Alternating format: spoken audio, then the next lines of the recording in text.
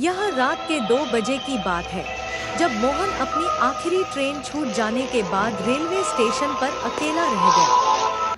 Station पर कुछ थके हुए यात्री बेंचों पर बैठे थे, लेकिन अधिकांश जगह सुनसान थी। एक हल्की धुंध स्टेशन के प्लेटफॉर्म को घेर रही थी, जैसे कोई अजनबी शक्ति उसे अपने कब्जे में ले रही हो। मोहन थका हुआ था और पहले ही बहुत समय बर्बाद कर चुका था, इसलिए वह एक बेंच पर बैठकर अगली ट्रेन का इंतजार करने लगा।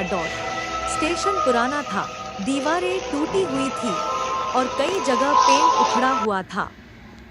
हॉल में एक हल्की सी बत्तियां जल रही थी।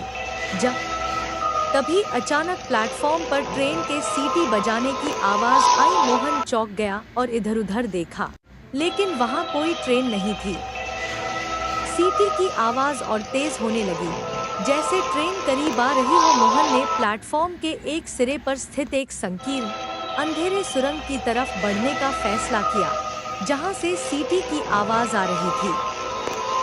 जब वह सुरंग के पास पहुंचा, तो उसने देखा कि एक पुरानी, जंग लगी ट्रेन सामने खड़ी थी। ट्रेन के रोशनियों में अजीब सा चमक था, जैसे वह किसी दूसरी दुनिया से आई हो। बिना सोचे समझे मोहन ट्रेन के पास गया और चढ़ने। ट्रेन ने उसके सामने रुकते हुए दरवाजे खोल दिए। एक आदमी, जो कंडक्टर की वर्दी पहने हुए था, दरवाजे पर खड़ा था।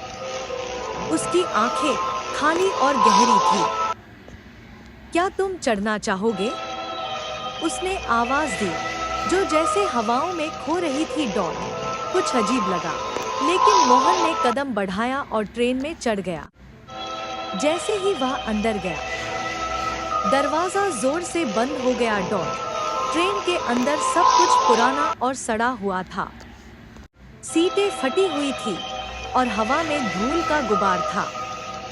मोहन एक दूसरे डिब्बे में गया, लेकिन वह अकेला था। ट्रेन में कोई नहीं था। अचानक ट्रेन अपनी जगह से हिली और अंधेरे में तेजी से दौड़ने लगी। मोहन ने अपना मोबाइल निकाला, लेकिन कोई सिग्नल नहीं था। हर चीज और भी डरावनी लग रही थी। ट्रेन की आवाज, हवा की सरसराहट और अंदर की चुप्पी उसे घेरने लगी। अचानक ट्रेन एक झटके से रुक गई। लाइटें मद्धम हो गईं और पूरी ट्रेन अंधेरे में डूब गई। मोहन के दिल की धड़कन तेज हो गई। तभी एक हल्की आवाज आई, तुमने चढ़कर गलती की। लाइटें एक बार फिर जल गईं। ट्रेन वापस उसी स्टेशन पर खड़ी थी। दरवाजे खुले और कंडक्टर ने मोहन से कहा, समय हो गया है, उतर जाओ। मोहन डरे ट्रेन से बाहर निकला, लेकिन जब उसने अपनी घड़ी देखी तो वह चौंक गया। घड़ी में वही समय था, 2:10। समय तो नहीं बदला था।